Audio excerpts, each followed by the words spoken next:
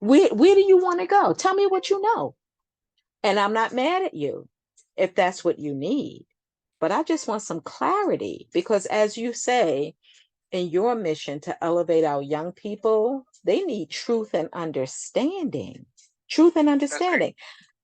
I had you said something, Leon? I didn't say anything.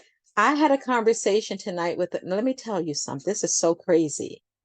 I saw this young man the other day. He's in his second year of college at 17 years old. He's a genius. He was written up in the New York Times when he was in a fourth grade teaching 12th grade algebra to others. Here, when I heard this story just now, I wanted to cry, but instead I said, I'll pray. And I forgot all about the fact that the show tonight was going to be on religion. So I said, let me pop in. I had to pop in. I needed to pop in once I got off the other call. Our children need what you're looking to give them. Our children need what Leon has been providing for over 4 years. Our children need guidance, but they need guidance toward something, not just stay on a path. Stay on a path, and what is your dream? We tell our children to stop daydreaming. I'm sorry, what else do they have to do? They don't have no bills to pay. They better not have your children to take care of, as it happens at times. People have children and they get the older children, take care of the younger children, and wonder why the older children go and have babies at teenagers. This is all you taught them. This is what you led them to do. Someone said, oh, but they're supposed to have responsibilities, but not yours. Not your responsibilities. No. And again, and then you question why they're doing what they're doing. They're being grown because you only taught them grown.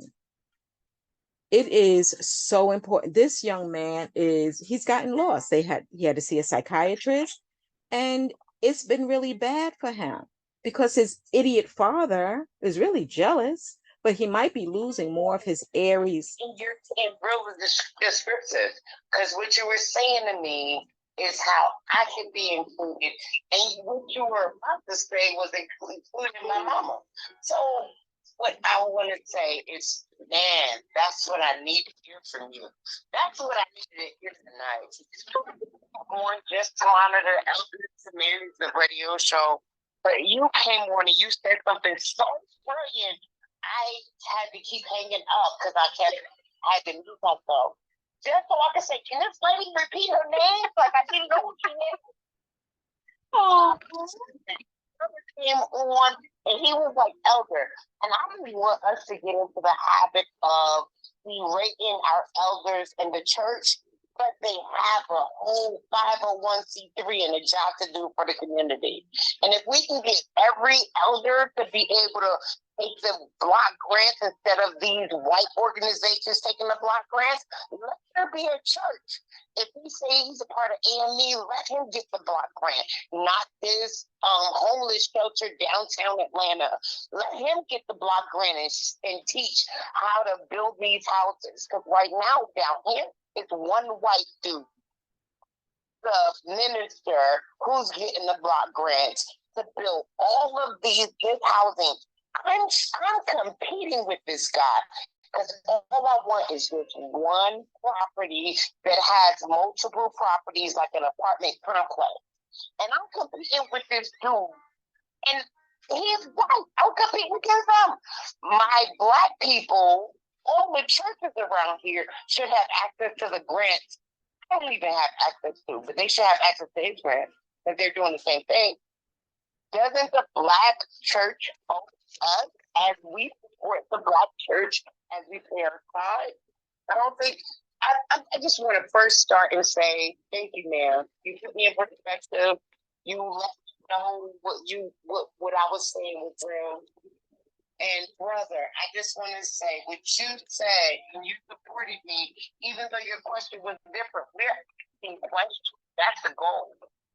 One thing I know about the black church is that the black church don't tell no question. The black church ain't gonna revert to Jesus. This man came to us and said, all these people are black people. I respect him. But you know what we're not gonna do is just leave and abandon our churches, because our churches is the only people, 501c3s in our community that can get these big block grants worth $20-30 million to million to trickle down money to us when we're doing nonprofit work. We're doing the work already before what do you call it? Stable or a situation is presented before us, or even a foundation is presented before us. We should be getting this money and teaching these kids how to stay out of trouble. But we're not, because our churches is not even in play. Well, because they are. That's by design, though. Exactly. That's by design. That's right. So let me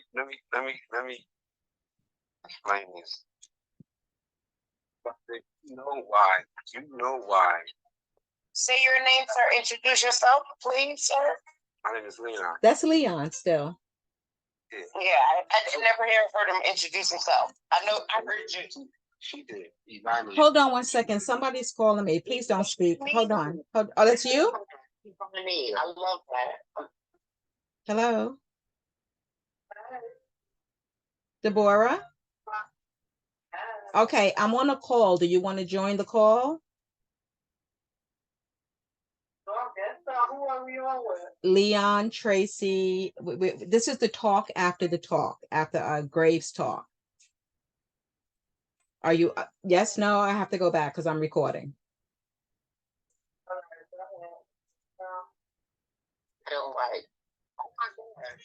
I'm sorry, I am back, and I think Deborah is with me if I didn't disconnect her.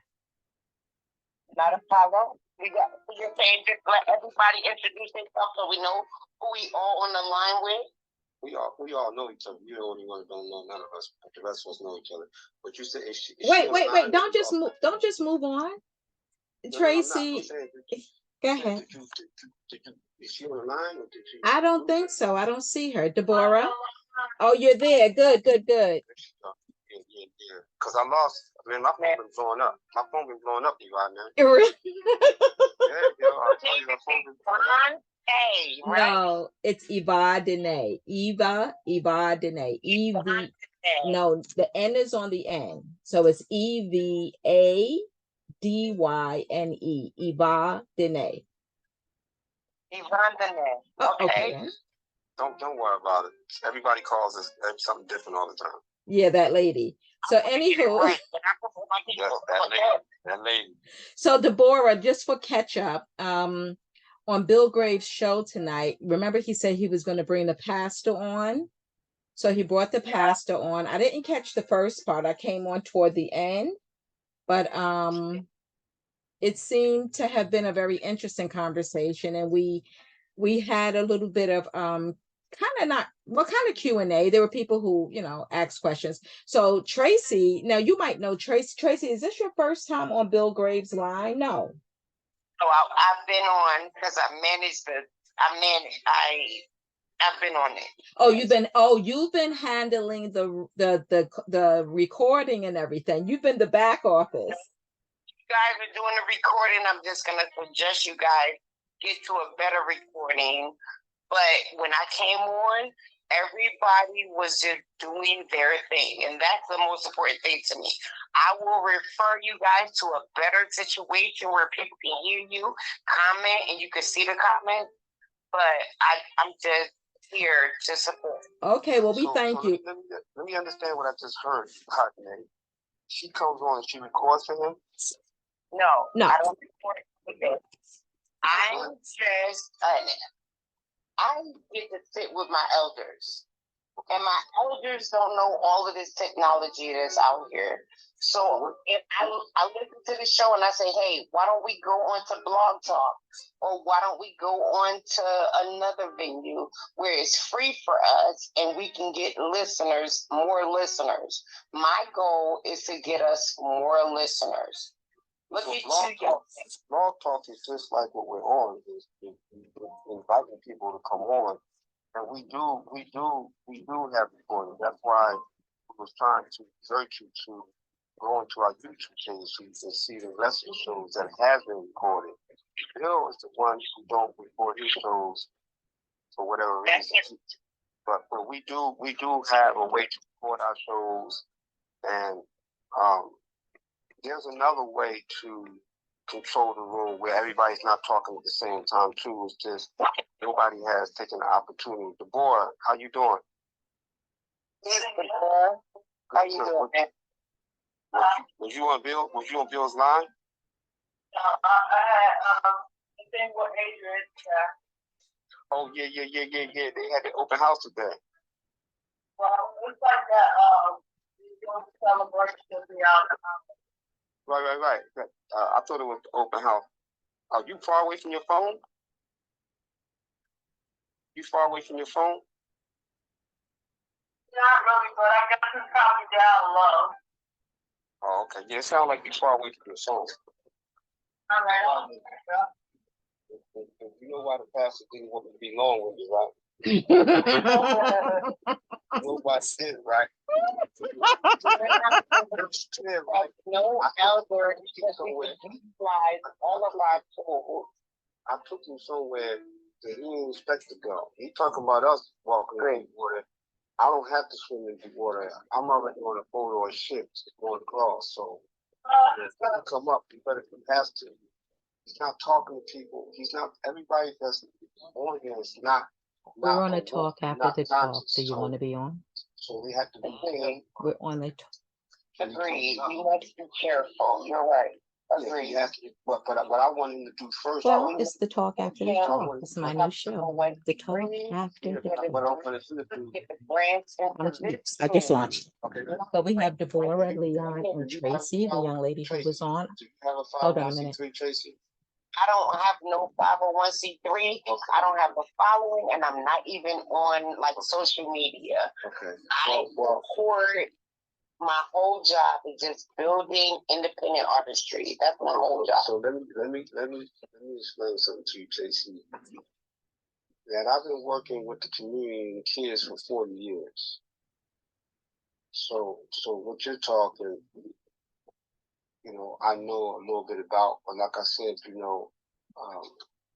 I've been working with these kids for over 40 years, keeping them out of the graveyards, taking guns out of their hands. Actually, I went to jail for one of these kids and did a day for them, so they wouldn't have to go to jail, so they could go to college too, because they had a full scholarship ride, and they got caught with a gun. And so instead of him taking a bid, I took the bid for him and went to jail for him. So I'm saying to you.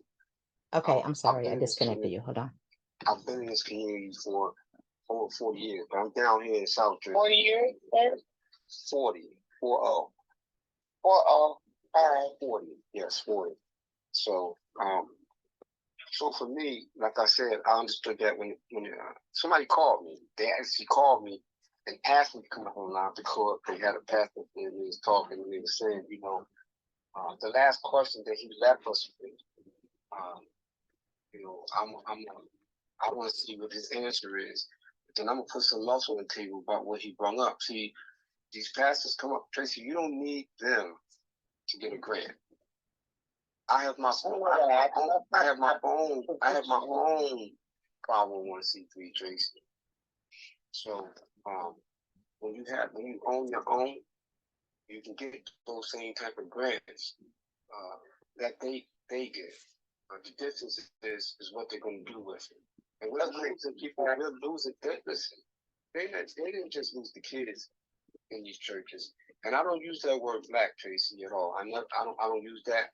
That word black don't describe a people, and it certainly don't describe a person. So I don't use it. I use melanated, and I use corporate identity. We recognize it, right? Right. Well, I'm just telling you. People starting to use black as an identity. It's a corporate identity, but we recognize it, right? No, I don't recognize it. I just said that to you. I don't use that word because it does not describe a people or a person. And if you check anybody from Africa's ID that comes over here, it has white on it. So I don't use white or black. I can tell you why I don't. Because that word black is pleasing to the ears. But what that word is, it extends from nigger, negro, nigger. No. No. Wait a minute, Tracy. Wait, Tracy. Okay.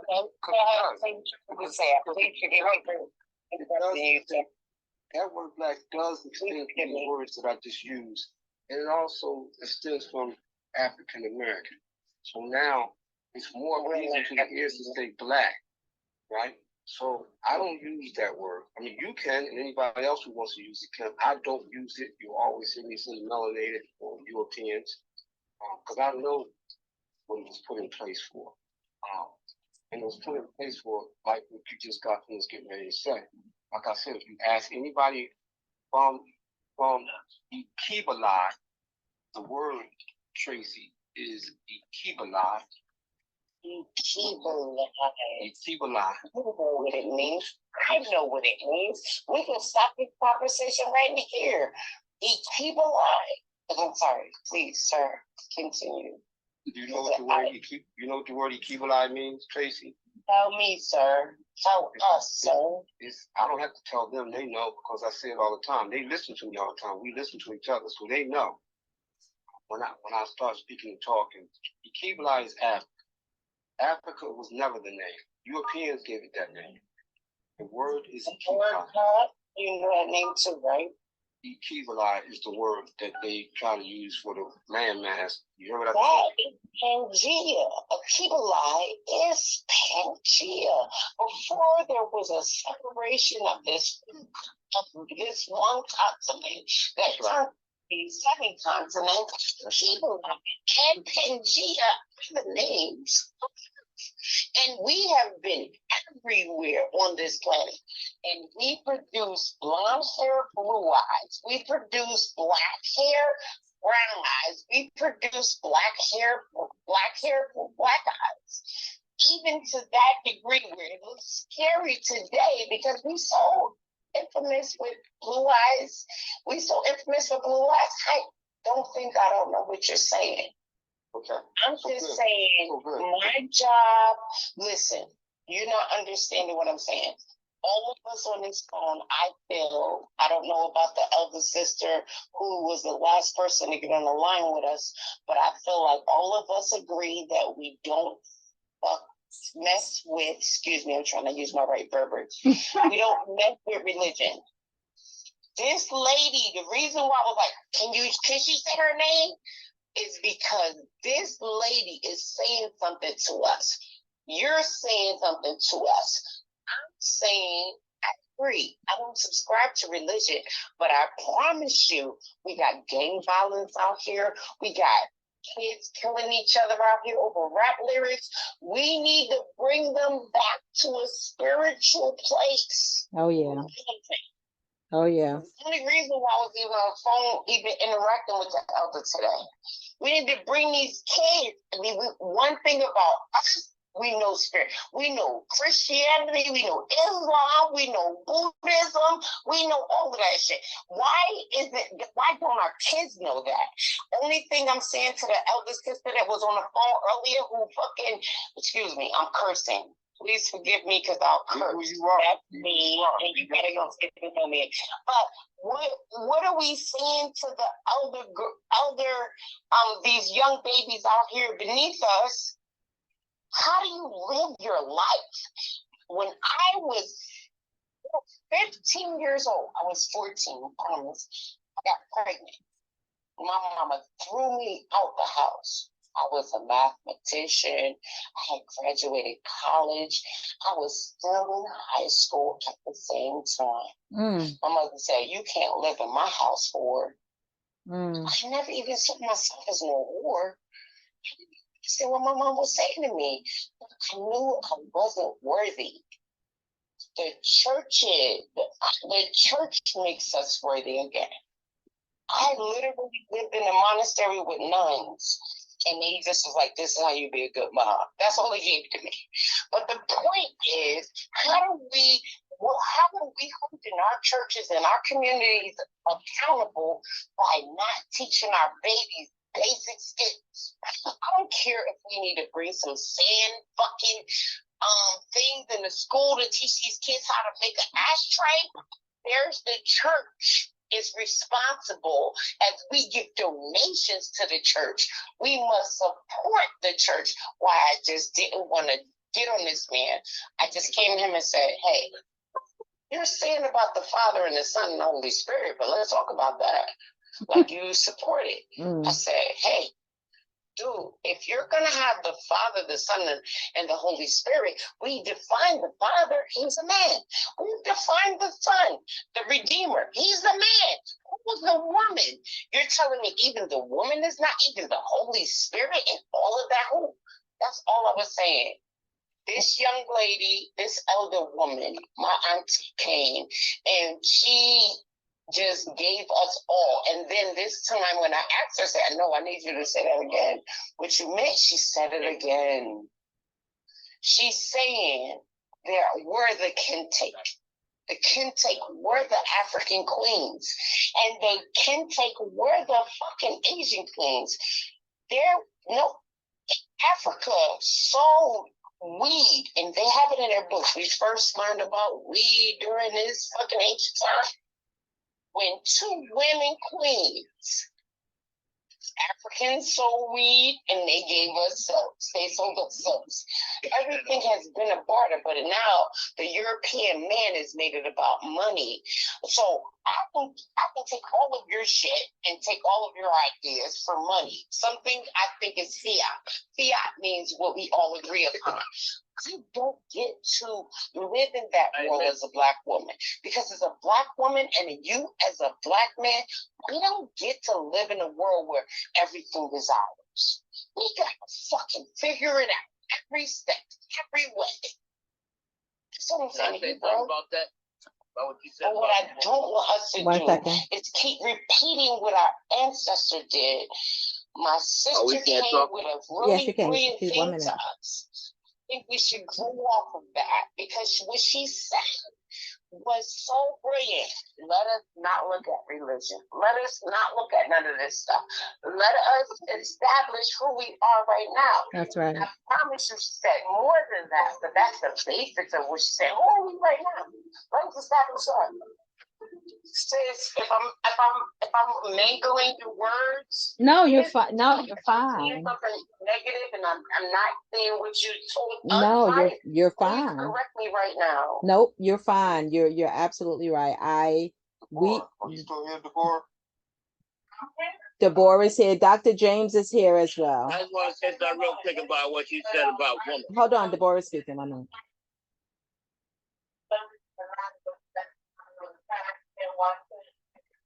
The point is to combine whatever area you come from, and then you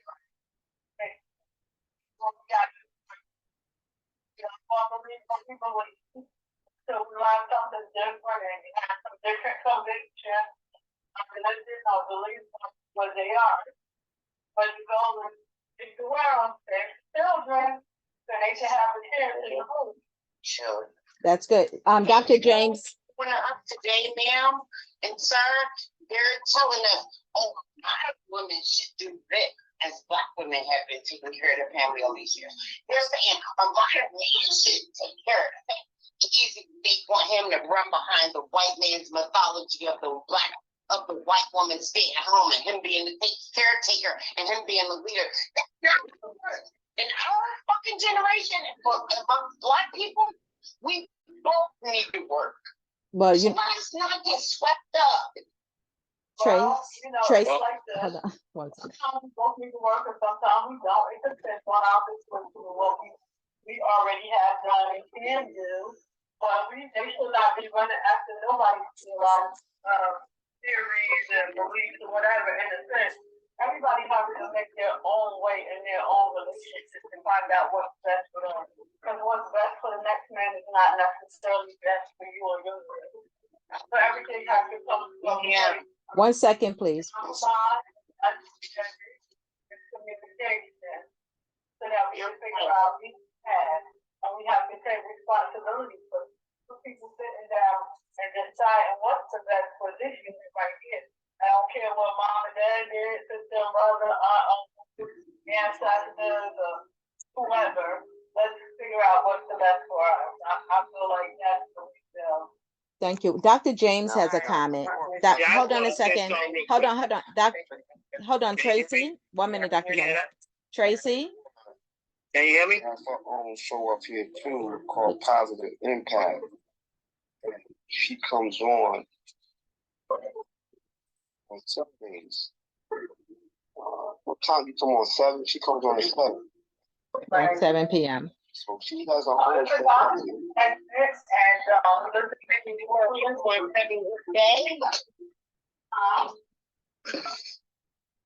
What day?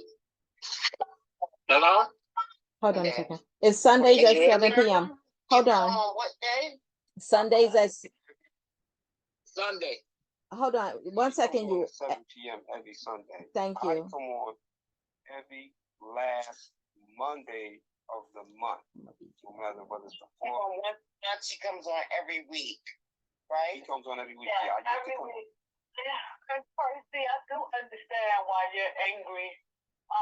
For someone to say what was said to you as a young lady in a situation was very cruel, no matter who said it. And you know, I feel like whenever you whatever you support, they should support you back. You know what I'm saying? Whether it be the church, I don't definitely or directly think it's any person's responsibility or obligation in a sense to be totally responsible for anybody. But at the same time, you have responsibility to your community and to your organization and to God, and they should make us make better decisions. Unfortunately, people have gotten stuck in their own thinking, their own ways, and the things people taught them. And so they cruel to people. And I feel like you said, when you go into churches and stuff, they prejudge you. And if you did something that they look down on, they do not know how to embrace you and love you and nurture you and help you to get out of the place. Okay, hold on 1 second, please. 1 second. Tracy, Deborah, Tracy.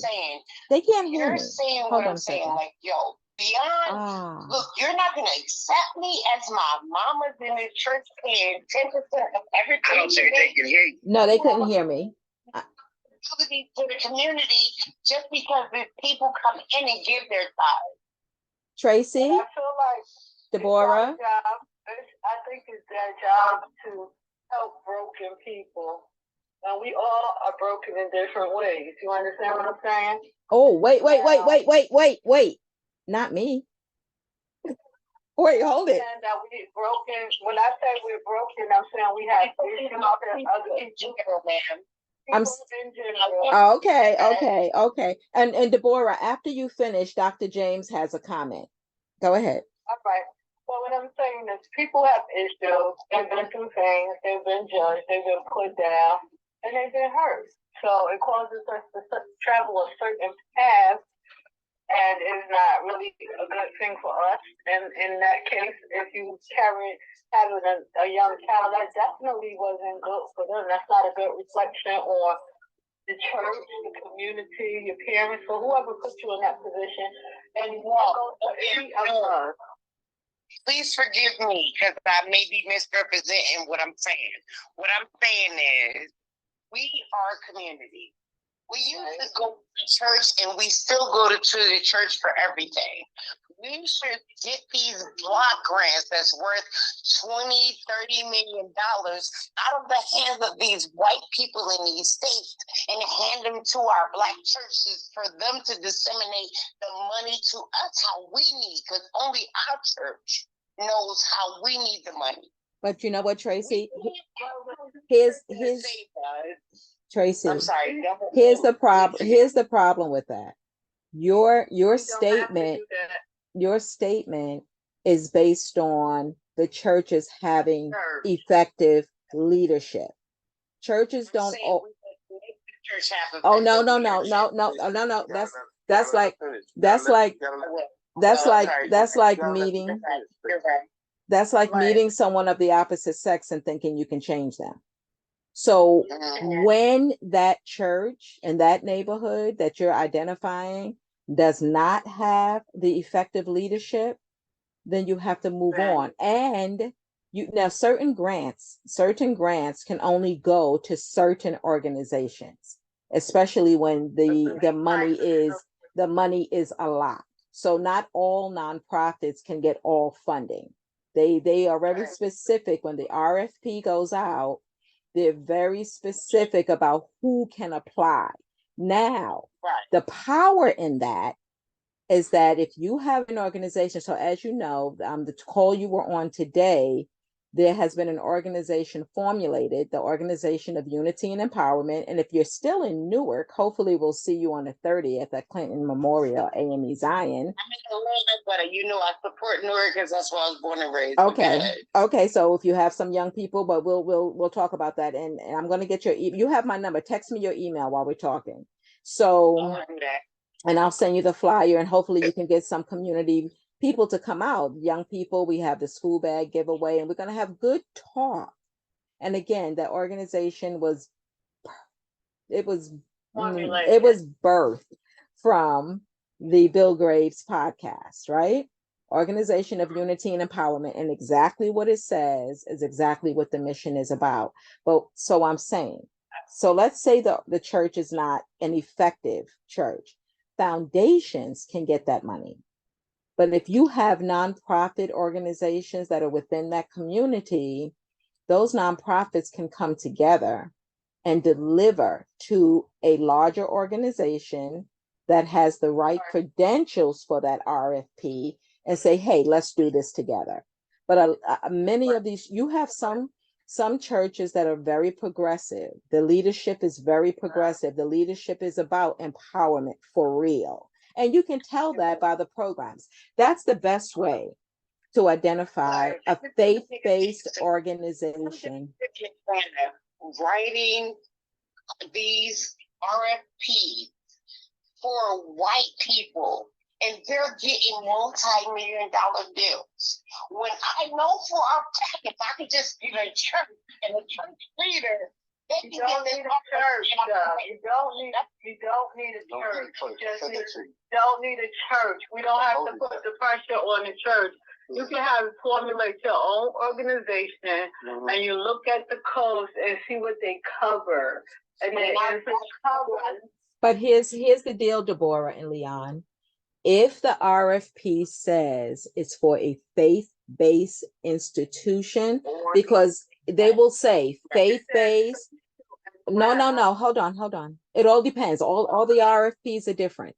It's whatever it specifically says. If it says it's for faith-based organizations, then it would have to be a faith-based organization. And that's why I mentioned grants for millions of dollars for these white people to buy our property. Why ain't we doing that? Why am I working? I stopped. I don't work for these people no more, but I'm just asking. That's why I got on the phone with the elder tonight saying, yo, you're part of a church. I want to support you. What is your ideology? I want to support you. But, dude, we got to get these grants because these other white people are taking these grants right out from under. Okay, I'm sorry. A lot of people dedicated to getting these people in position to have their own 501c3. After you figure out what's your target area, who you want to work with, what you want to do, and you figure out what the codes are, and then you formulate according to what it is that you want to do, then you can reach out to these people. We have people that's in place that's helping to orchestrate that and help people through that process for little to nothing. So you don't have to look to one person. No man is an island. That's how you do that. So wait, one second. I'm sorry. I just want to respond to her. Ma'am, I do understand what you're saying. I want to do that. When you say no man is an island and we need to do that, I'm doing grants for white people that I've stopped doing because I've realized these grants in front of us. I'm asking, how do I get to the black? This is my question to you, ma'am. Me asking this question, and this is a rude question. I want these grants to go to black people. Is that racist or is it unconstitutional? It's community. It's community building. It's community building. It's community building. It's community building. But hold on one second. I'm sorry, everybody. Dr. James has a comment. Hold on, please. You ready, Dr. James? Dr. James, you ready? Yes, go ahead. Yeah, well, I don't even know what you're talking about now, because y'all.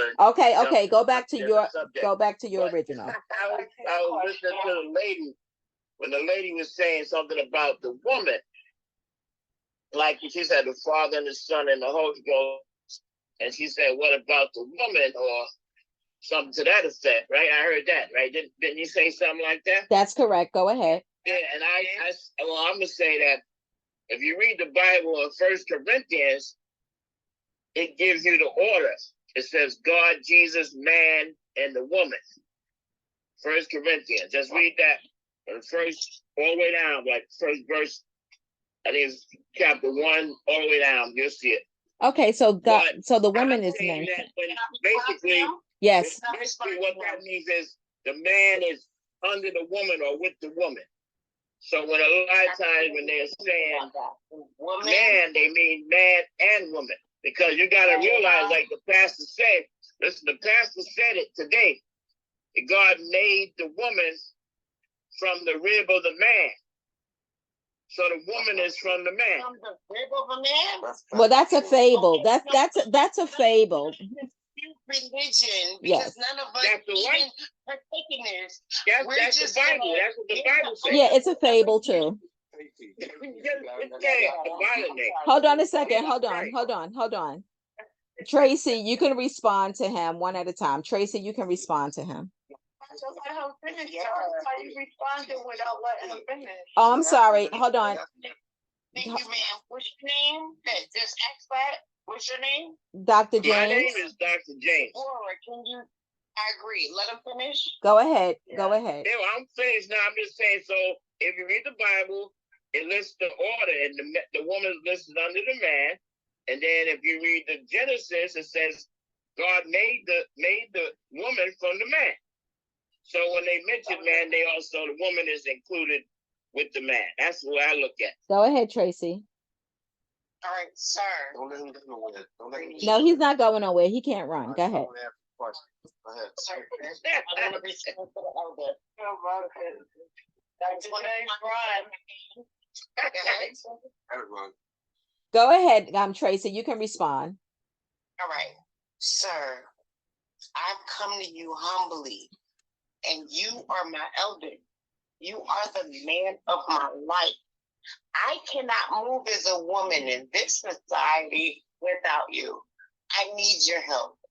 I need you to come and let me do the research while you do the work. Because the work that they're going to put against you is way harder than they're going to ever put on me. Where we must work together. And in that I say, even Jesus said in 10:34 to 38, are ye not God? Is these not your laws? We are God. And a bunch of your young, hold on, elder, let me just finish. A bunch of young people are coming to you and saying, we gods, we don't care about racism, we don't care about none of this stuff these people are saying. We're going to make it happen. Are you not God? That's the only way you're going to do it. That's all I want to come to you today for, because I need you. Because I'm 51. I need you. I'd like to hear the rest of that Bible verse. Hold on. Dr. James, she's speaking. Referring to. Dr. James. One verse. Can you hear me? What? She's speaking. Yeah. Let her finish. Go ahead, Trace. When the elder in the Bible, it says on John 10:34 to 38, Jesus answered them, is it not written? Is it not your law? I had said you were God. If he called them gods, so what? The word of God changed. Are they God? Is this not your law? You could read the John 34 to 38. My point is that's how these children are coming to you. They said that these children will be weaker because they don't have all the autonomy to be strong like we were. But they got a new law, and the new law that was, Jesus came with a new law that said, are you not God? Is this not your law? Aren't you people left by it? My only job is to make sure we win, sir. I can't do this without you. You are my counsel. You're supposed to tell me, Tracy, move right, move left. I spoke once to this gentleman. His name was Patrick Francis. Neely. Millie Fuller Jr., who wrote the compensatory code, and I said, I don't need to go to, I don't care whether kids are getting educated in schools. I'm homeschooling my kids. He said, Tracy, I don't care whether you're homeschooling your kids. You don't ever leave no other kid out there. He was the elder of Malcolm X. Millie Fuller Jr. was the elder of Malcolm X. You can look it up. And he told me himself, he said, Tracy, I don't care what you're doing with your kids and homeschooling them. You don't ever let this fucking educational system tell them that to check every black kid out, because they will fucking wipe us out and they will give us no education if we don't have no money for funding. Make sure they fund our education, because we've earned this, we've learned it. Elder, I don't know where to go, because this elder is so far. I don't know where to go without you. I just need your help. I need you to be my elder and my guidance now, because I've come and I came on this line so you could tell me how to move and raise these babies. You know women raise babies. You know men protect babies. We got a razor and a protector on the line right now. Elder, tell us what we supposed to do so we can do it right. And if you make mistakes, we ain't gonna blame you. If you make mistakes, we ain't gonna blame you. But what I need is your help. That's all I'm saying here. And I stop here. So Tracy, let me ask you this. I want to ask you a couple questions. And I want to address what Dr. James said. Tracy, how old did you say you were? How old did you say you were? 51. You said 51, 51? I've been running my business for 25, 27 years. Right. But did you say 5'1"? Yeah, I'm 5'1". Okay. Listen. I'm a Gen X. This is what I want to share with you. I want to share this with you. The first thing is, when you come up on these podcast calls on grown folks talking expression stuff, I don't know how many shows we got, 19, 20 different shows, 7 days a week.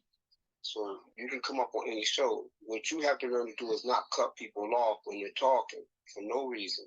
The other thing is that you need to know is that you can't curse up here, because you can, but we don't.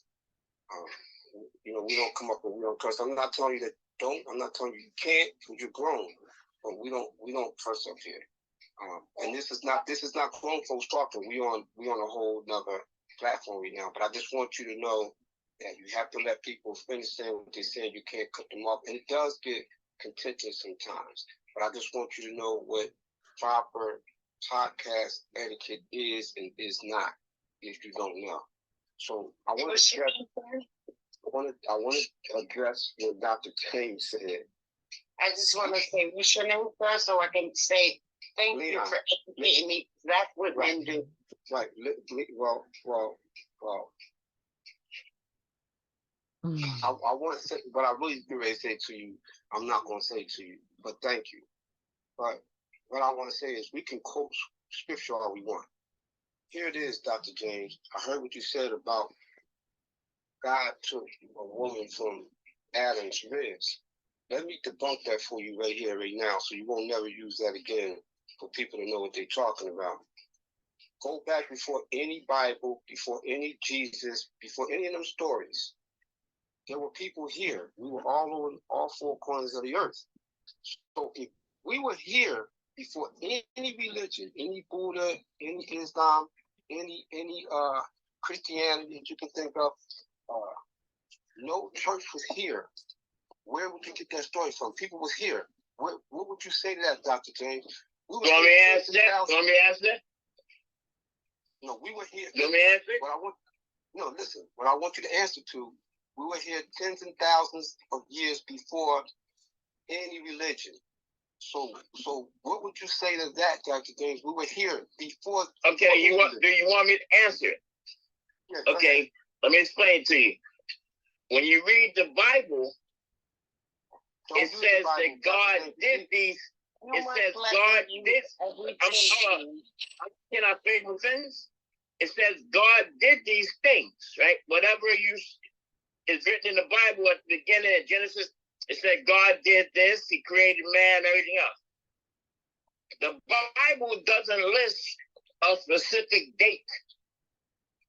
There's nothing in Genesis saying that he did this in 2021 AD or BC or whatever. It just said he did it. It's only man that wrote the book in a certain year, the Bible, whatever. That don't mean he didn't do it before then.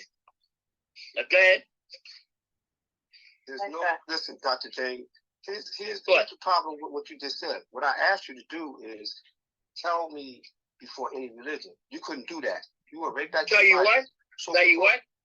Before any religion. They come defend my elder because I can't let you leave this elder out in the street. Okay. I don't know what the lady talking about. Hold on. What's she saying? Wow. Tracy, hold on a second. James, Tracy, and Leon. 1 minute. Tracy, let Leon finish, and then he won't leave Dr. James out there to drown. Let him finish. Hold on, Dr. James. Dr. James, don't say anything. Leon. Dr. James, what I asked you to do, I said before any religion. I'm not using just Christianity, any religion. Agree. You have to explain to me where that story comes from, because there was no such person called Jesus before any religion. There was no such thing called... Okay. You want me to ask the question? Okay, you just did. And what you did was you used... No, I'm going to ask you. You said again, so I'll answer it again. Okay, listen. The Bible in the Old Testament, it doesn't mention Jesus. It mentions God. And go right back to the Bible.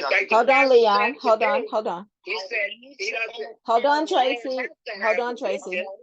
For him to write the book, for God to do this, there doesn't have to be a religion. The religion was created later. Okay. To respect our ideology. None of us on this phone believes in religion. Well, no. Hold on. Hold on a second. Hold on a second. So the question is clearly, and the answer is clearly, Dr. James, you are quoting what is written. What is written was written over 2,500 years after man was on earth. So the story is man was created from dust and the woman was created from the man. That's the story. There's nobody here to prove its accuracy at all. What Leon is saying, correct. It's accuracy either way. So Leon is saying to you that the Bible is created and then religion is formulated from the Bible. Well, a few of them is formulated from the Bible. So long before, one second, long before, because if you realize, as the stories are being told in the Bible, they're referencing actions that took place. There's no way they could know that. The stories that are being told in the Bible, hold on a second, I don't want to mute you, hold on.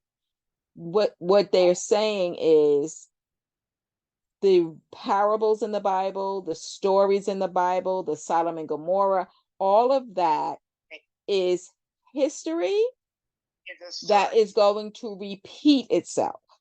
That's why it has, there's no story in the Bible that hasn't repeated itself. But that's common because man was already floating, moving, and doing before man started writing this story. So it's very easy to write a story based on what you see. Now, you can give the fable. Okay, let's make this in the beginning. But notice that in the beginning, the woman was subservient from creation, according to the story.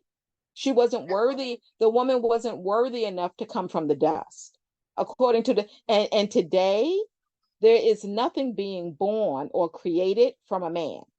Woman is creating everything. A female animal gives birth. Hold on. No, but hold on a second. Let them respond because we're all on one side. Let them respond. Go ahead, Dr. James. What I'm trying to say is, even though, I'm going back to what Leon said, even though you can say the book the actual Bible, the book, was written at a certain particular time. And it, like I said before, that could be the case. But in the book, in the Old Testament, because you got to realize there's two books, or basically two Bibles, the Old Testament and New Testament. In the Old Testament, it tells you what God did, but it doesn't give you a date that he did it this day and this year, this day. It just said he did it. No, wait, can I finish? Now we can go back to science. You want to go back to science and the theory of evolution? You want to go back to the science and the theory of evolution? You can go back to science and you go back to the Bible and you can see how they relate. Because in the Bible, it says God made the creatures in the water first, the fish, and so forth first, before he made man. They don't give you no dates. They just said he did it. Now I can go into evolution and say evolution believes that life started in the water before man. With microscopic animals, microscopic organisms like bacteria, archaea, and so forth in the water. And then the fish, and then the man. But first you had the fish that came out of the water onto the land, and then you had various organisms, animals, and then you got man later. What happened? So the Bible doesn't say when God created man. He doesn't say the year or the date or anything like that. Just because the book was written, a certain date, that doesn't mean that's the date that God did it. You understand? Yes. God did it when he did it. And we don't know when he did it. Okay. But you're just going by when that book was written. And that book was written, it could have been written much later than when he actually did it. Okay. Okay, hold on. Tracy, 1 minute. Leon, did he answer your question, and do you have something else to share? Okay. No, he answered the question. Tracy, 1 minute. That was the board. No, he didn't answer the question, Rodney. And you know why he didn't answer the question? Yes, I do. Because he can't. Okay. So let me hear from you. Answer one question. Hold on, Dr. James. Hold on. Keep talking. No. Wait, Leon. Listen, I can't understand it because No, wait 1 second. No, the question was, what is the question? hold on a second. Leon, hold on, Dr. James, 1 minute. Leon, ask him the question again, but Dr. James, don't answer. Leon is just going to give you the question again so you can think about it, and then Deborah is going to be after Leon. Go ahead, Leon. I asked him the question twice. I know. Can you do it one more time so he can? Right. Before any religion, Dr. James, any religion.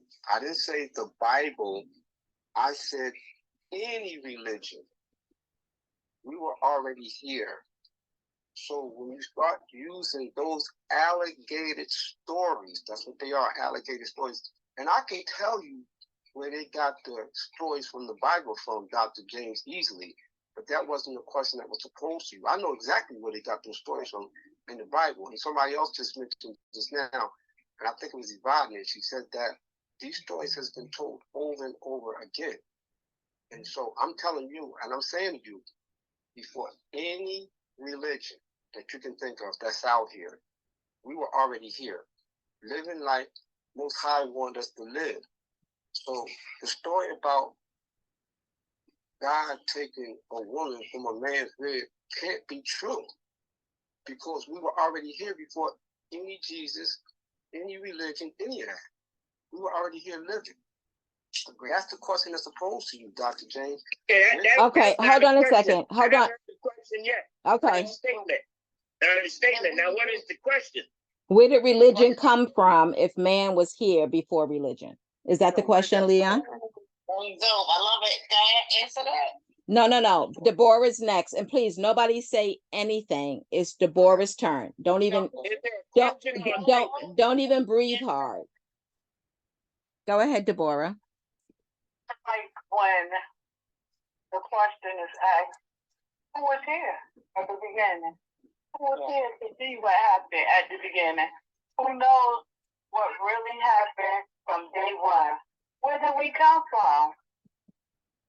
Because none of us were here. So everything that we have is a story passed down through generations one way or another. So it's a choice of what you decide that you want to believe, okay? What is acceptable to you. So I heard what Dr. James said, and he's saying, I never said anything about it. He never said anything about a timeline. We understand when you're talking about the Bible, they already have timelines in place with that. But who can say how long any Quran, Bible, Buddhist, Torah, anything, who can tell us what happened all the time before that? Nobody.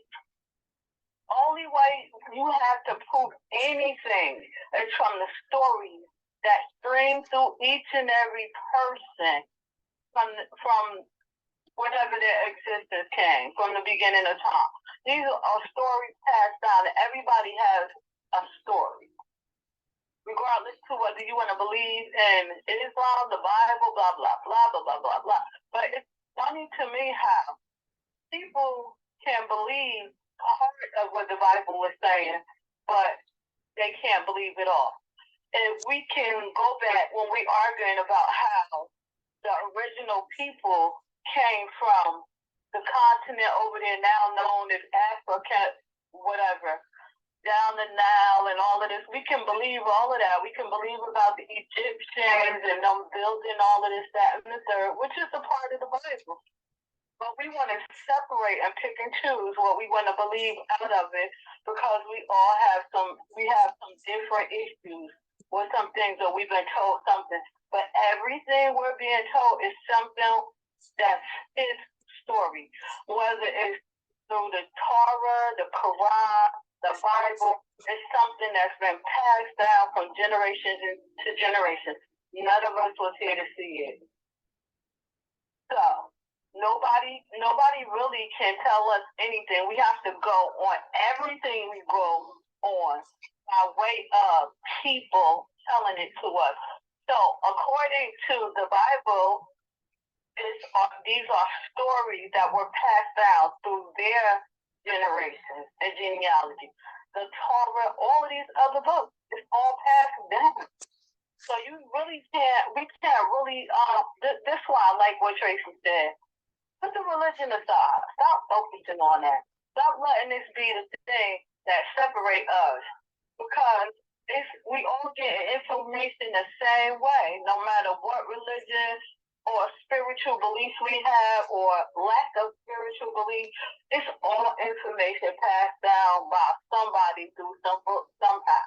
Somebody believed it, somebody carried it, somebody repeated it, somebody stored it up in a book, and somebody taught it, and somebody kept it going. So we need to stop fighting about these things. We're going to believe what we believe. But now what do we do where we are now? From where we are now, how do we build? Thank you. Tracy? Can I say something real quick? No, not yet. Tracy? Did I lose you? Yeah, I did. Hold on a minute, you all. Hi, Trace. Hold on. Did I just say something? Yeah. Okay. Yes, you're back in. Did you have a comment? My comment is, I want to support the Hold on a elder. second. Everybody's here, right? Deborah, Leon? Yeah, I'm here. Okay, go ahead. Is I want to support the elder. I need leadership because in my own family, I lost leadership when my grandmother died, and we were like wayward ways. Even though we were educated and could do things, had the capability, but without leadership, none of that education means nothing. I want to always be able to go back to the churches in my community. I want to be able to go back to the brothers in my community. And I want my brothers to be able to go back to the women in the community so we can all learn from each other. Because when we miss one key, we're lost. That's all I want to say. Thank you. Leon? You know, the boy said a lot of things. I got answers to a couple of those things that she said. And I'll say this to you, the boy. You are right. None of us on this line was here in the beginning. And I can tell you, I can't tell you when the beginning was, but I can tell you when it wasn't. And that wasn't with Genesis. And it wasn't with the book called the Bible either, or any other religion. That I can tell you. And the stories that comes from out of the Bible came from the pyramids. The carvings that was inside of the pyramids. They have always taken what didn't belong to them ever since they appeared from the Caucasus Mountains. And so I don't have to be in the beginning to do research on history. And I certainly didn't need to be here in the beginning to do research on melanated history. And I'm smart enough to know that his story was just that, his story. And you were right about when you said about people believe different things. They believe this in the Bible and they don't believe that in the Bible. Now you know why that is, good boy? Because there's too many conflicting information. This book person didn't conflict with that book person. That person didn't conflict. Peter didn't go with Moses. Moses didn't go with whoever.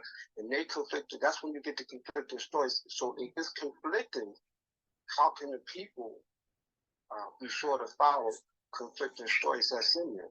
Some of us are smart enough to know and hear conflicting. And this was never an argument. And this was always a discussion. Okay. There's nothing to argue about. And like I tell you, and I told you before, and I told you many times, no, I wasn't here. You're right, but I know what wasn't here, and that's religion. And I can tell you where the planet Earth came from. That's how far back I go on studying. And so we won't know. Let me say this. I won't know all until I cross over. But until then, what I do know is Genesis wasn't the beginning. Okay, 1 second. This goes back. Can I with Miss Deborah? Miss Deborah, did you hear what he just said? That was but this goes back to what Dr. James said already. I'm not kind of ignoring it. What he's saying is 1 second. Two people. 1 minute. Yes, Deborah, hold on a minute, Tracy. Tracy, hold on a minute. Deborah. Okay. This still goes back to what Dr. James said. Okay, Genesis is the beginning of that book when that book began, but that does not mean that that's the beginning of that story. That's just the time that somebody decides to write that story down and record that story. Now, if we go according to history and all cultures, before they even wrote anything down, just like you understand they wrote on the walls and everything in Egypt, they wrote things, they carried things by mouth. They sat down when it was time to eat, they taught, they had their days that they taught, and they lived their life teaching their children. And if you notice how the Bible was written, when it was finally formulated, it was one person that wrote those first 5 books of the Bible. They said, okay, let's take this knowledge or this story that we've been told all along, and let's finally write it down. So who knows how long that story was traveling before it was ever even put on paper? Nobody knows. So when they talk about Genesis, just because it's the beginning of the Bible don't mean it's the beginning of time. Doesn't mean that it's the beginning of people or anything. And this is not an argument, like you said. It's a discussion. And that's how it's supposed to be. We're supposed to discuss these things and bring it to the table. And when we talk about how things conflict, let's just think about this. I always listen to people and they say, oh, when Matthew told the story, it sounded like this. And when Mark told the story, it was like this. And John, it's all different. But guess what? If we all look at the same thing right now, and we tell a story about the same thing we all saw, is it going to be looking exactly alike? No. Because we all individual, we all unique, we all have our way of looking at things. We came from different backgrounds, cultures, raised with different things. So we're going to observe different things, certain things going to stick out to us. I want to have our own creative way of telling the story that we believe. And in the Bible, it says his story. So it recognized that we all have our own way of seeing things and recording things and putting things out. And it does not mean that it's a conflict. It just means that it's a version. That from their point of view. Correct. Of view. If I can say something, can I say something? After you, ma'am? Yes, please. Thank you, Tracy. So Tracy, I'm grateful that the podcast tonight interested you to be with the elders. And what I like to know, and what I keep hearing from you, you write grants. Is that correct?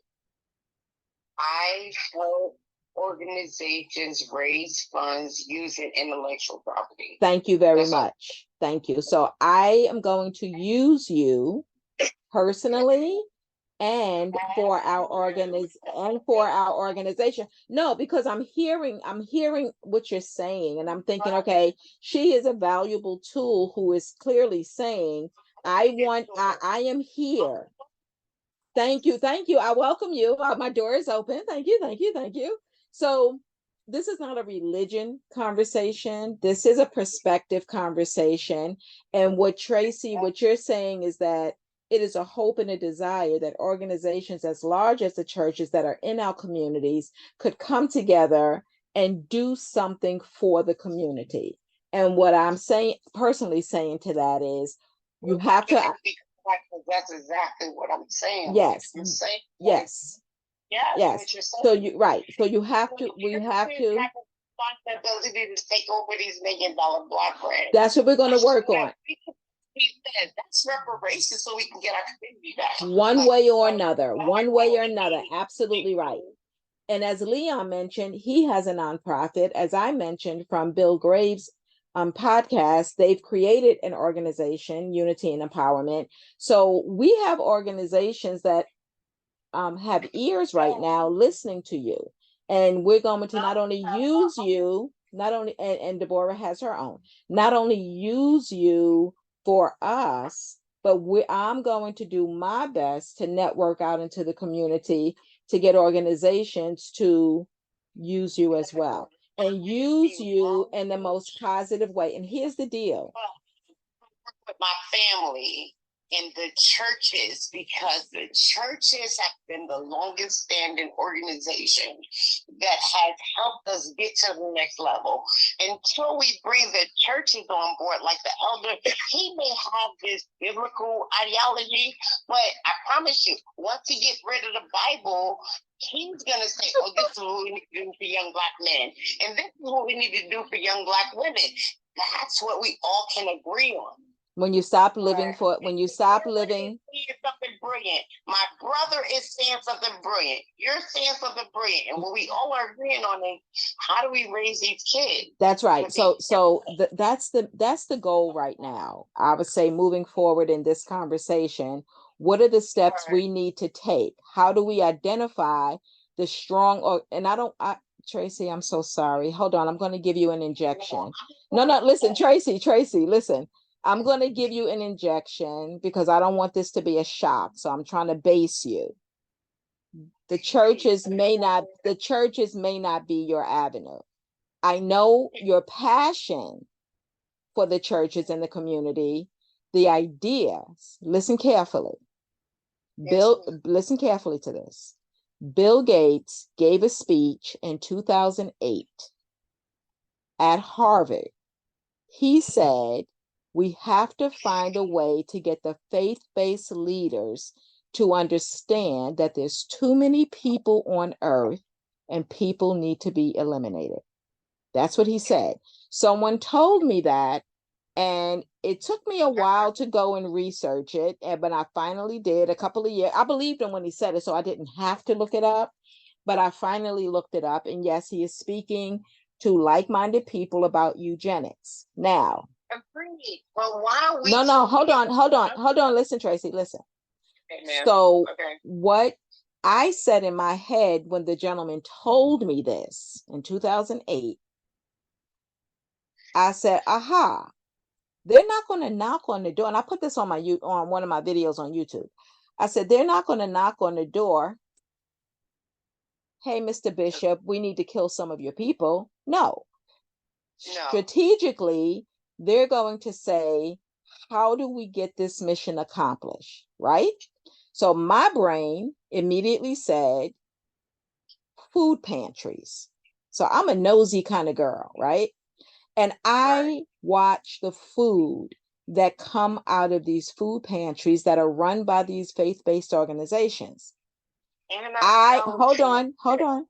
I do not hold on a minute. I do not you should marry Dr. James. I do not wait. I love you and I'm your fan. One second. I'm happy to be here with you. Listen. No, but listen.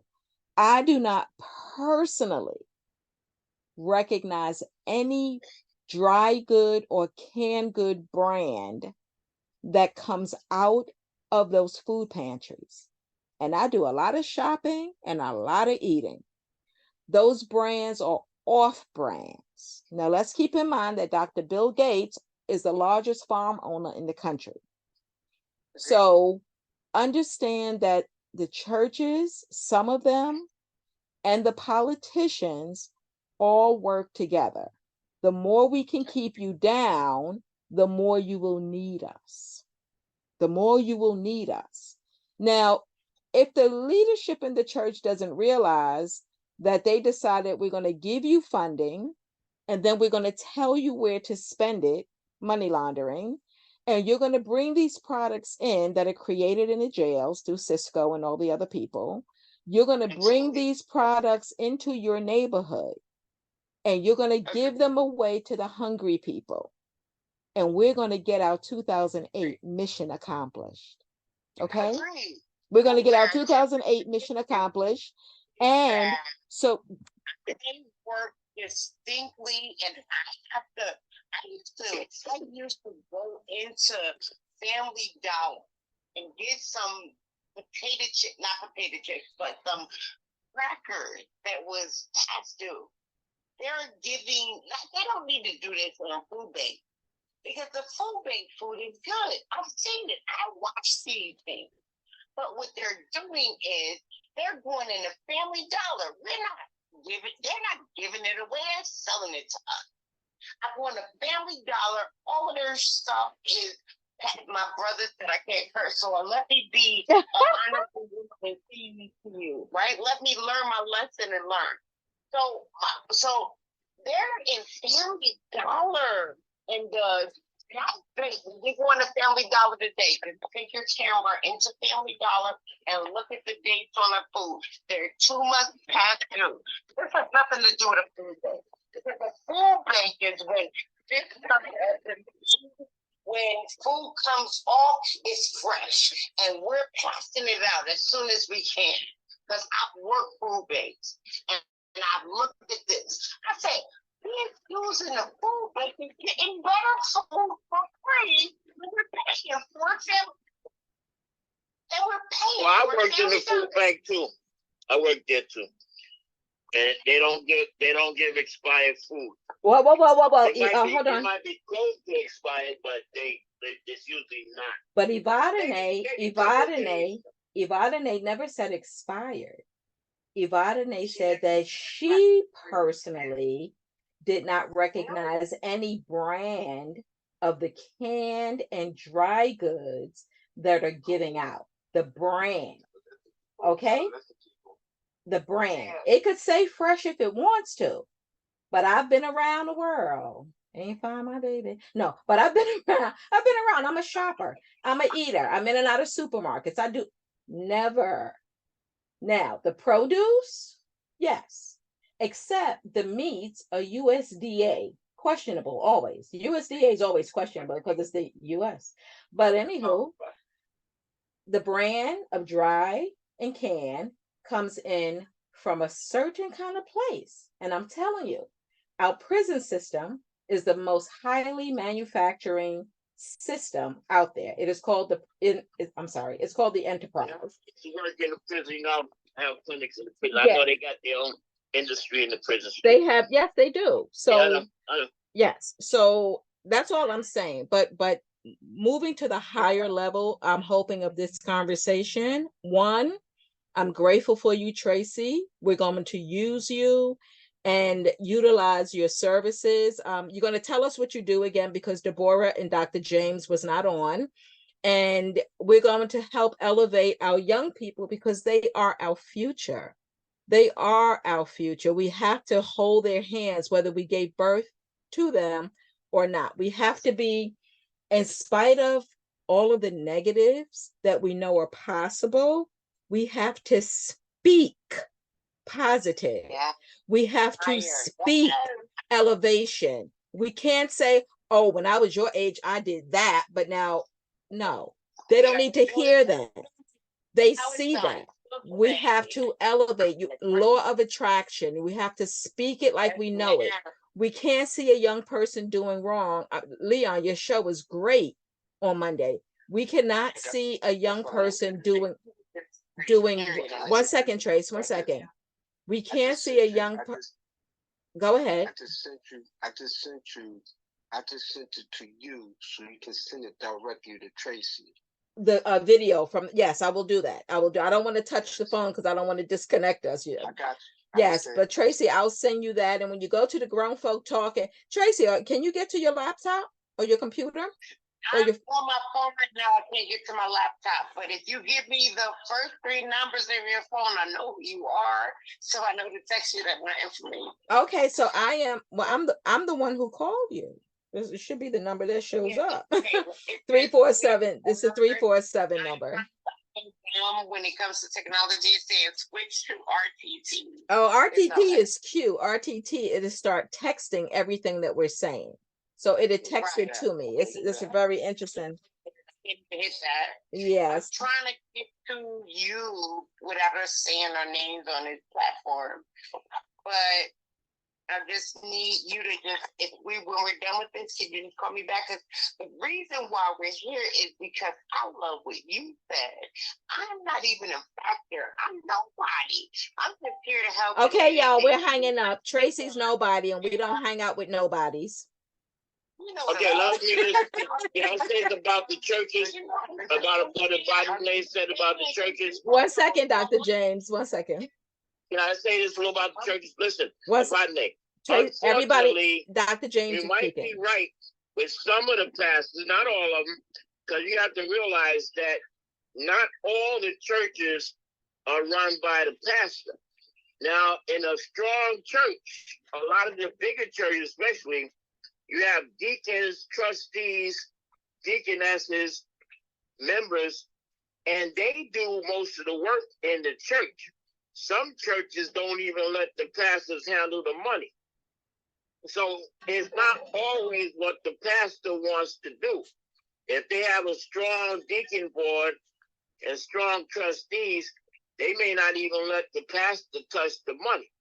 So not all pastors run the church. They do the preaching. That's the first thing. Second thing is, we understand that there are some pastors that don't do necessarily the right thing. But the church is still the only organized institution within our community that we can depend on. You have loyal church members that go to church every Sunday, and they're organized in a way that you can present things to them in an organized fashion, and they will respond. You have people on the streets. A lot of people depend on people on the streets, and you can talk to these people on the streets, and you think that they're on your side and they're with you, and then these people don't give it. They walk away from you, don't give a darn what you said. You know, but when you're dealing with an organized institution like the church usually responds. So this is why we need these organizations like Tracy said to respond to help solve our problems. We don't necessarily, we can create other institutions like mosques or whatever that do the same thing, it's fine. But we don't have enough. And like I said, even with elections, you can say you're going to register people to vote, and you can try to walk around and get a bunch of people walking the streets, drug addicts and all kinds of stuff. And you ask them, they're going to vote for you. Yeah, I'm going to vote for you. People ain't going to vote. But if the church go to the church and the pastor give them the nod, vote for this one, you can bet your bottom dollar, most of them people in that church going to vote for this one.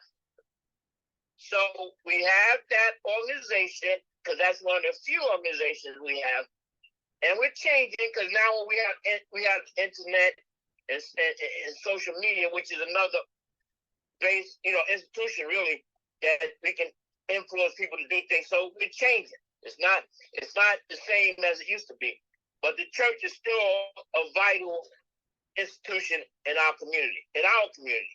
Maybe not in everybody's community, but with us. I agree, as long as the leader, and I never said pastor, I said the leadership. That's what I used, the leadership. I gave the example of Dr. Bill talking to the pastor and the bishop, but no, it's about the leadership in the church. So as long as you have, no, absolutely, as long as you have like-minded, and that's what I mentioned, identifying progressive, that's the really key word, progressive, faith-based institutions in the community that want, it's, you know what, we don't want to convince them, we want it to already be their mission, because if it's already their mission, they're looking for Tracy. They're just looking for God, not me.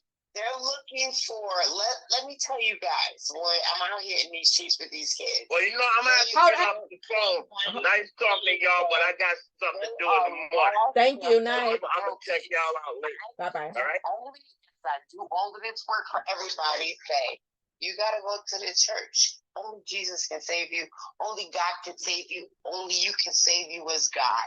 Those are the three principles that I bring under every religion, under every scope of what we call religion, all the way to Buddhism. Only you can save you. I go to that point. But let me tell you, I will never deny my Christian pastor. I will, because I'm writing block grant. Block grant is the $20 million grant where they give us $100,000 out of. I'm writing block grants. I'm not writing no more because we're on this conversation.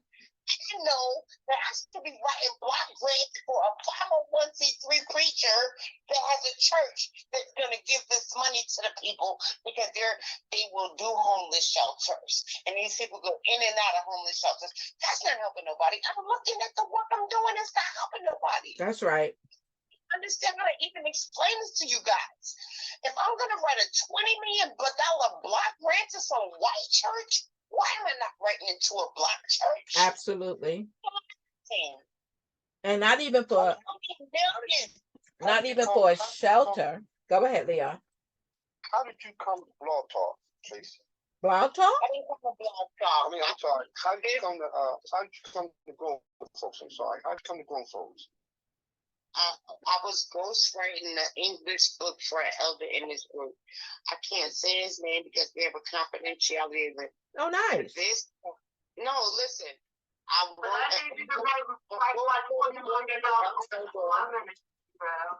There you go. There you go, the boy. There you go. That's what we at right now. You know me. She got 20 million. You know me. I'm a fan. I'm sorry. The word, please go. Please go. Again, like I said, that's what we need on this podcast. We had our 501c3 for Leon, invited me working on one, and I have my own personal church ministry. So we need to work together to get this done. We are like-minded in the sense that we want to reach the same target group that you're talking about. So you have ropes. That's how I got here. Right. So you have ropes. $20 million grants? I am writing grant. That's my whole job. And I'm feeling like a fucking turncoat. Please forgive me for cursing. I know I'm not. I'm just asking. Have you ever written a $20 grant, a $20 million grant that you I've written more than like $20 million grant. okay. But I'm writing it for white people. And I know that these grants, when it, look, Leon, I need you to understand this thing. There's things called grants and there's things called block grants. Mhm. The block grants is like $20 million.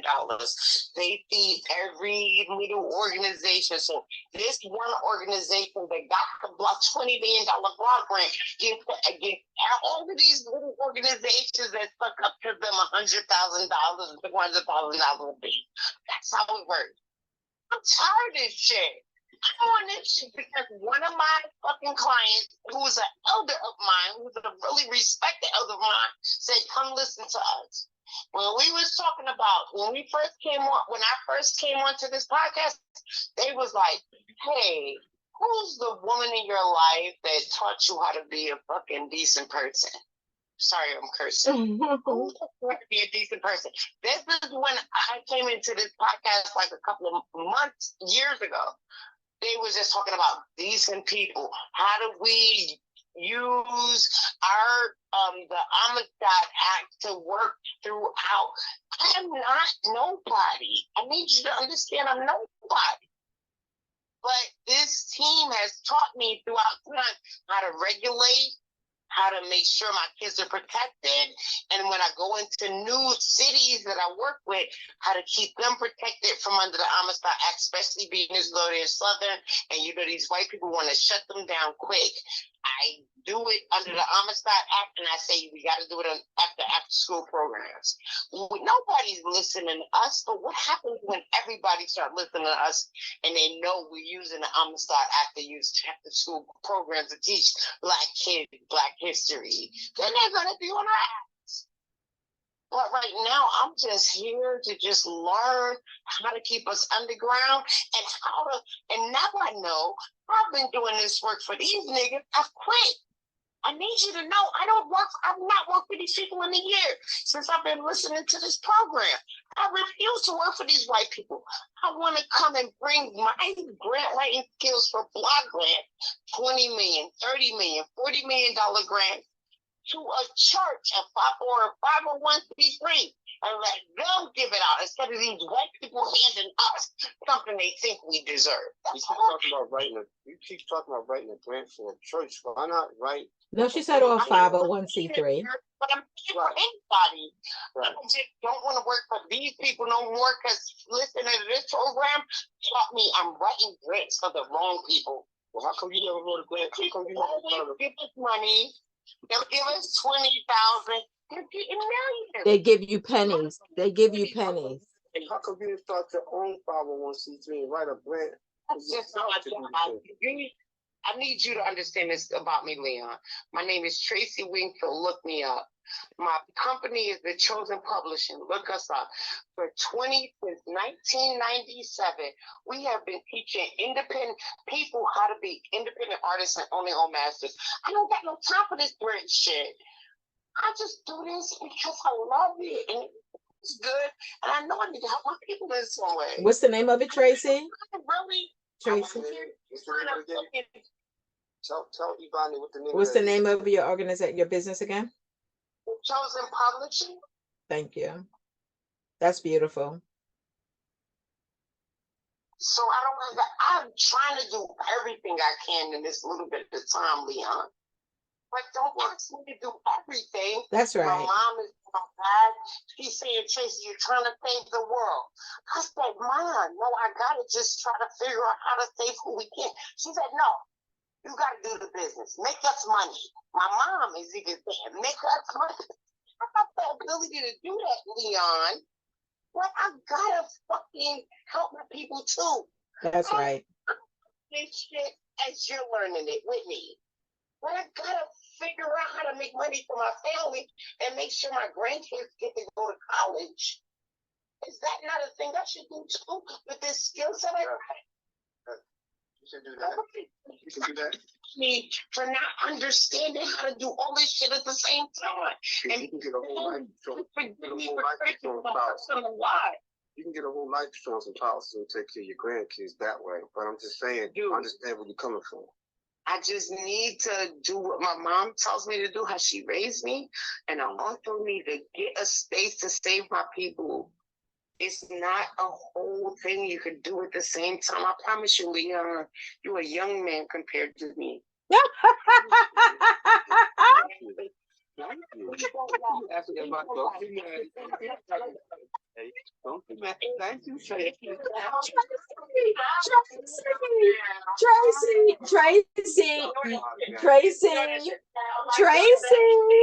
Tracy. Now, on this podcast to figure it out. Well, we're gonna help you figure. But Tracy, hold up, wait a minute. Tracy, you're the baby on the show. I just want to let you know. You are the baby on the show. You are the baby. Who's the baby? Who's the baby, Leah?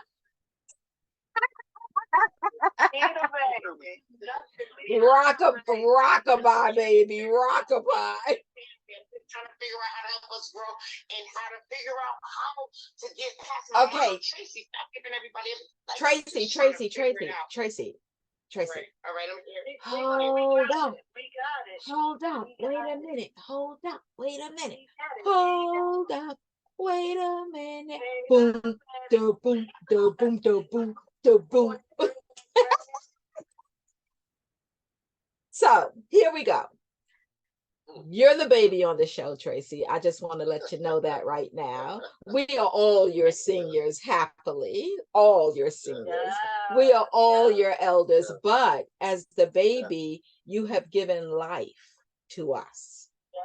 You're the baby, but you have given life. And I am here, we are here to grow the life that you have given us. And that is with you. And let me tell you why, Leon, people don't start nonprofits. You don't need to start a nonprofit if you have a mission that you can build many nonprofits with. You don't need to start a nonprofit because then it becomes like the crabs in the barrel. Everybody's fighting for the same money. I always tell my clients, so Tracy, I have two books. I've written two books. They're like Siamese twins on mind/mental health, suicide prevention and awareness, motivation, inspiration, empowerment. They're beautiful. Deborah has a poem in my second book. My first book is titled Suicide is a Serious Killer. Let's End It Today. A statement and a call to action. And I'm telling you, it is a major piece to the solution puzzle. The agenda makers are not going to love it. But when people get their hands on it, it's going to say, well, when people get their hands on it, it saves and changes lives. And I'm a little on a fence about selling the rights because I don't want them to bury it. I haven't seen it. Say it again. Sell the rights. Like it's not fair for you to do it without some sort of legal person to tell you how to do that. But you could be that. You could be that. Whatever your commission is. Whatever your commission is, you could be it. But the other book is titled Mind is to Mental, as Teeth Are to Dental, and We All Have a Mind. Mind is. Say it again. Joking on me. That was funny as fuck.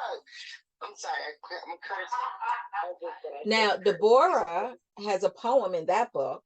So Mind is to Mental is Monumental. That is the name of her poem in the book.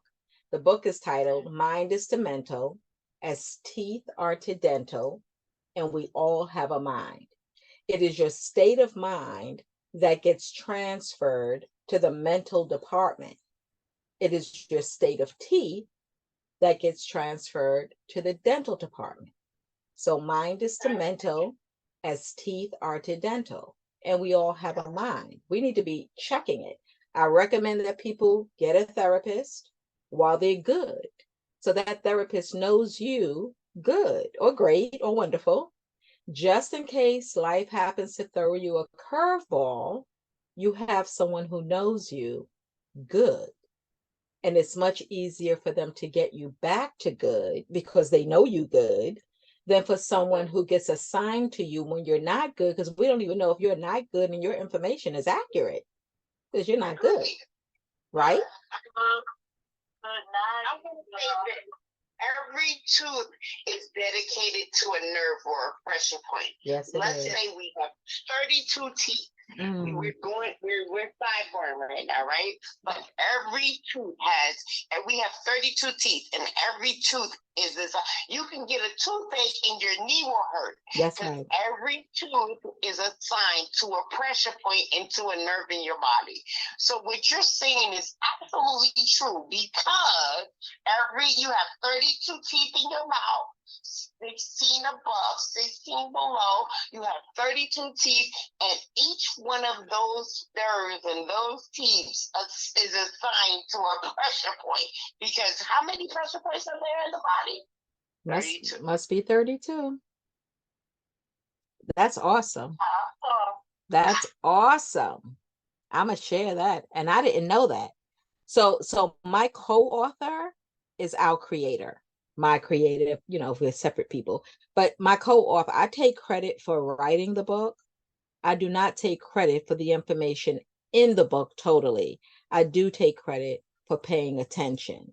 And the more I meet and speak to people, the more confirmations I receive about the information that's in the book. And I'm like, see, I told you. That's what I say. I told you. See, I told you.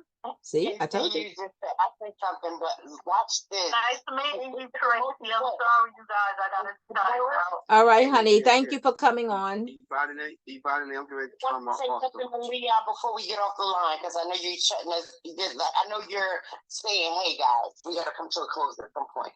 But I want to say this to Leon, and I want to say this to the ladies. Let's listen to Leon and give Leon the last word on this thing we just talked about, because we need both male and female. When I pray, I say mother, father. I can't leave out the mother. I can't leave out the father. When I pray, I say mother, father, please protect me.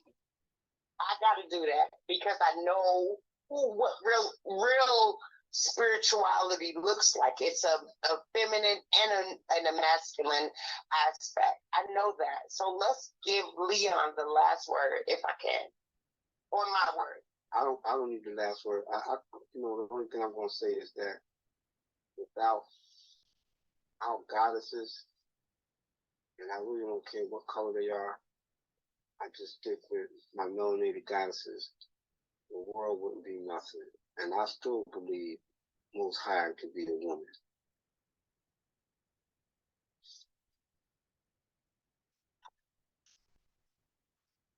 Thank you, sir. Thank you.